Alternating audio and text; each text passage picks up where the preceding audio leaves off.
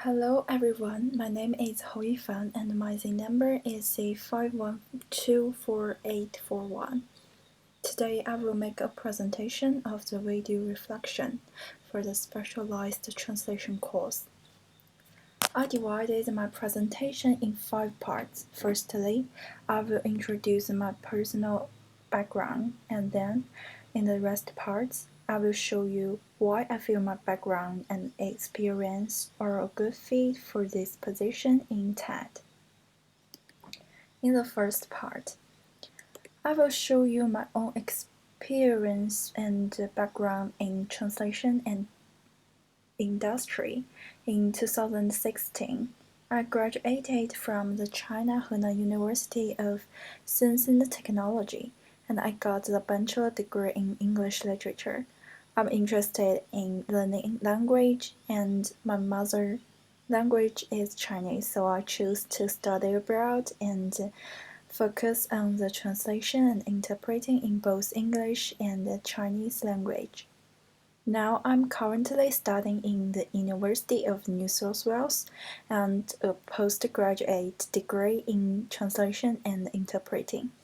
Before I go into Australia to take a more advanced course of study, I had been a teacher trained in primary school, which is a memorable experience. Therefore, actually, I'm a bicultural, bilingual, and multi-areas person in translation industry. This is because I'm a person who is familiar with Chinese traditional culture and some English-speaking countries' culture. In addition, English is my second language, so when I was 6 years old, I started to learn English also because my major in university. I'm fortunate to get into some specialized fields, including medical, scientific, technical, legal, community, and so on. After my background, I will move on to the second part, my competence. At the beginning of this part, I will introduce the job requirements of the TIDE. There are 6 basic requirements for translators, which includes language skill, work skill, and unique skill. For example, translators should be fluently bilingual in both source and target languages. They also should be fluent in the transcription language and should be knowledgeable of subtitling best practices. In addition, TED requires their new volunteers to work on one assignment at a time, which should be completed within 30 days and must subtitle 90 minutes of talk content. Except for the basic requirements, the translation style of the TIDE cannot be ignored. They prefer translators to choose informal terms over formal or academic ones. Translators had better to choose modern terms and phrases, and they should be well versed in the topic covered. In addition, of course, translators should strive to match the tone and flow of the speaker's original talk, and try to emulate it. They also need to choose words and phrases that are most universally understood among all dialects. Furthermore, instead of word-for-word translation, try finding a similar expression in target language, and use the target language's native punctuation. After the requirements of the job in TIDE, I would like to analyze why I'm fit in this position.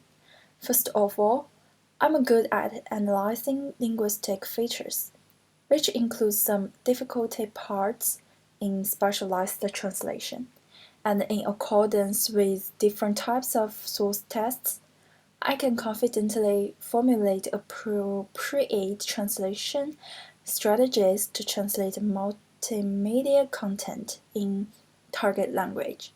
In addition, I also have a translation quality assessment ability, assessing translation tests based on both theory and research.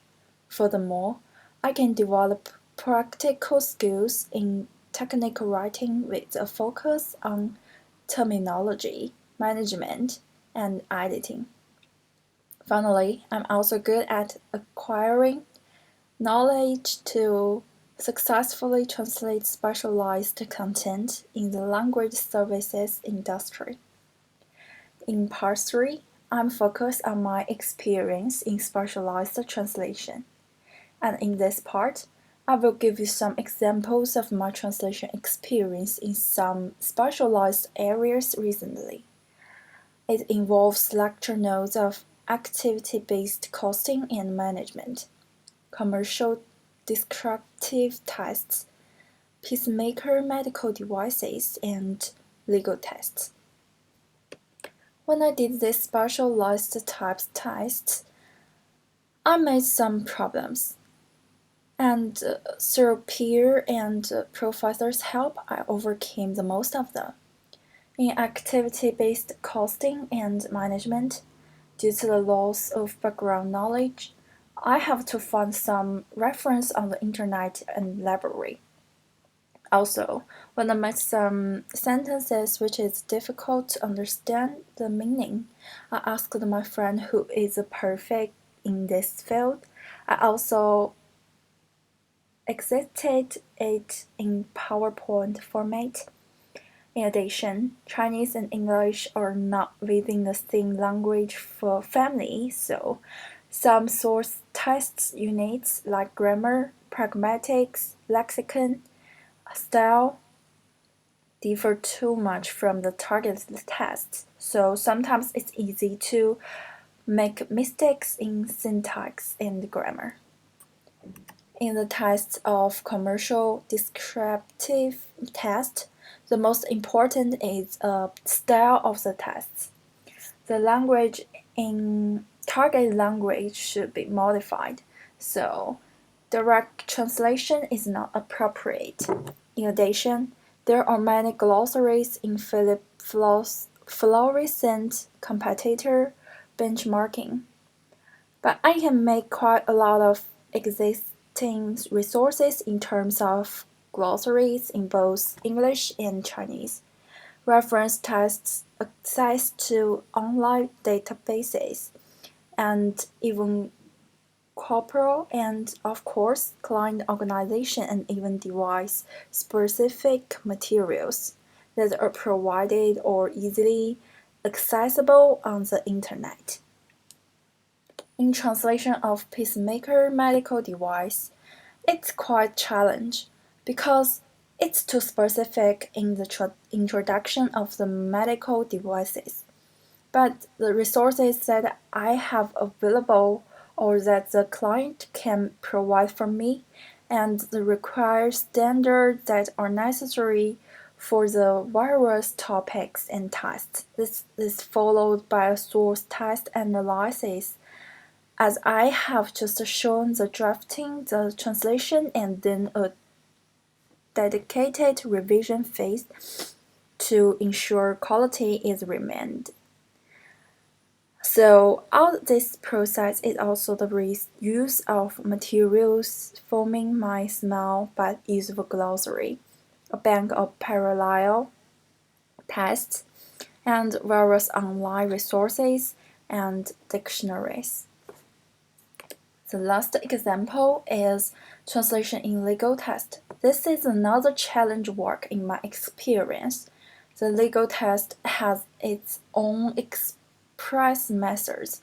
Therefore, parallel test is very important for translators to use correct sentence structure to express that the test can adjust the target audiences and clients. After my experience, I will talk about my translation process. My translation process have four steps. The first step is to research the related context and comparable tests about the same topic.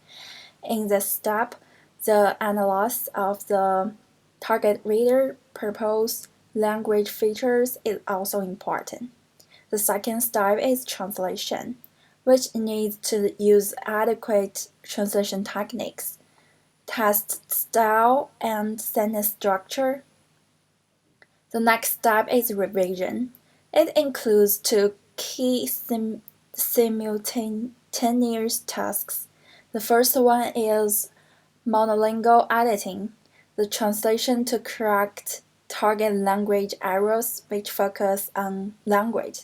The second one is bilingual editing, to compare the translation with the source text which focus on the content. Finally, through the translation process, making summary, learning specific knowledge, and reusing materials and terminology is also important. Actually, researching the sources in the first step is very important. Therefore, I show some reliable sources on the screen, which can help us to improve the translation quality. In the final part, I would like to express my future development in translation industry. I think there are three aspects I need to improve: linguistic errors in reduction, workflow efficiency, and translation style adoption. In linguistic errors, there are a lot of problems in vocabulary choice, sentence, grammar, and fluency of the text. In the workflow part, I really need to improve the translation speed, expand the areas, be familiar to translation methods, and complete the integrity of the whole process. The third part is translation style, which needs me to read more contexts to meet the requirements from the clients, meet the target language expression. At the last, I have to say I'm so lucky to meet my tutors and peers because they help me a lot in translation. They give me some feedbacks on translation, and I'm trying to improve these shortages in translation.